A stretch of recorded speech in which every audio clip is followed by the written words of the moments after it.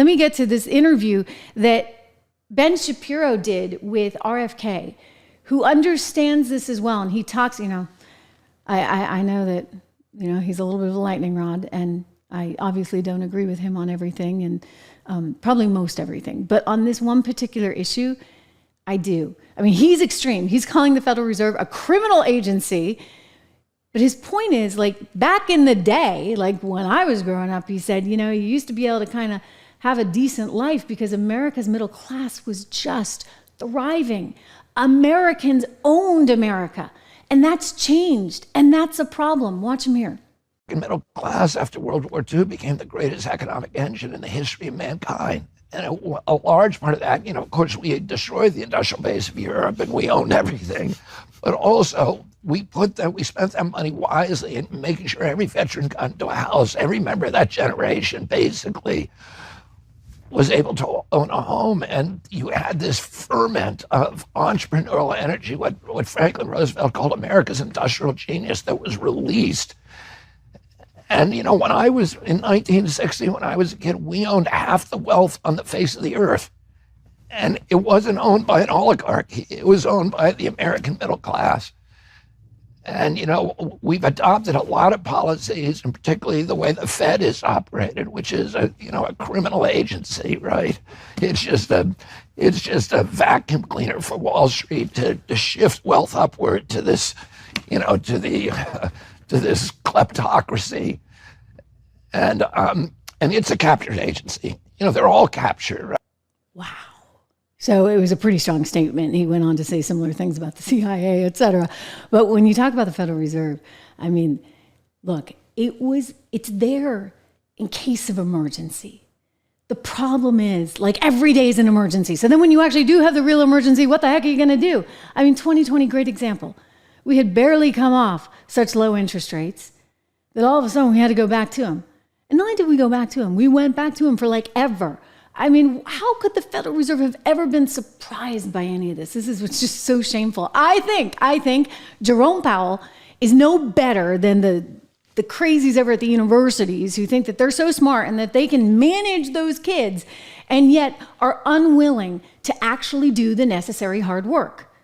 And so they left interest rates. I mean, this is actually, he says criminal agency. I mean, this is criminal to me, to have left interest rates so low for so long. It was so darn obvious what was going on. This was not transitory inflation. This was real inflation. And now it's really baked into the economy. You look at the employment index, cost for employment now, that's actually gone up as well, which, I'm glad that people are making a little bit more money, but what that tells you is it is now embedded, ladies and gentlemen. It's embedded. And so they can sit there and say that they're wishing for 2%, 2.5%. I don't think they're getting it anytime soon. That they want to cut. They want to do it. It just kills them that they couldn't do it this time around. And so they're hoping that they can do it in September. But I don't know how you're going to get there. I really don't, given where inflation is. And so when you consider everything that's going on in this world right now, and you consider debt loads that, frankly, where's the Tea Party? Like, we can't handle this, all right? We just can't handle it. And then you think about the tippy top of America where they're still doing fine. So what does it mean for you? I mean, you got to be thoughtful. You got to be thoughtful about your future. It's one of the reasons why I like gold. It's one of the reasons why actually, and we write about gold a lot, because we think that gold is really one of those places where you can actually have a store of value. I mean, you've certainly been able to have it for what?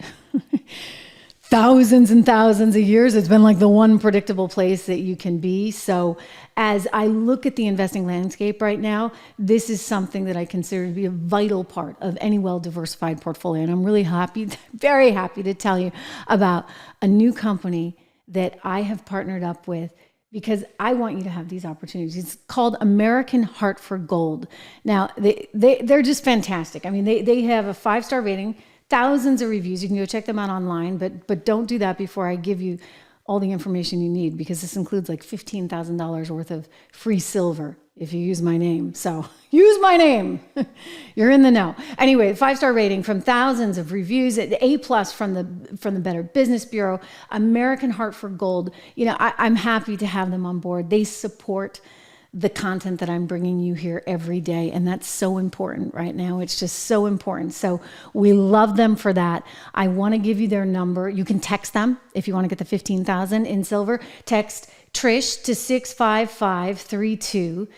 Again, Trish to 65532. You can call them at 1-844-495-1115. Again, these are the great guys. I mean, I met them all. The CEO is actually going to be on the show coming up, so I'm looking forward to having him. And they understand how vital something like this is for your portfolio, as you know I do. So go check them out. You can go to the link that I'm going to provide you in the description. It's probably already there. Go check that out. Look at it. Make sure that you use that link, or you use my name when you call them, or you just text my name, Trish, 65532.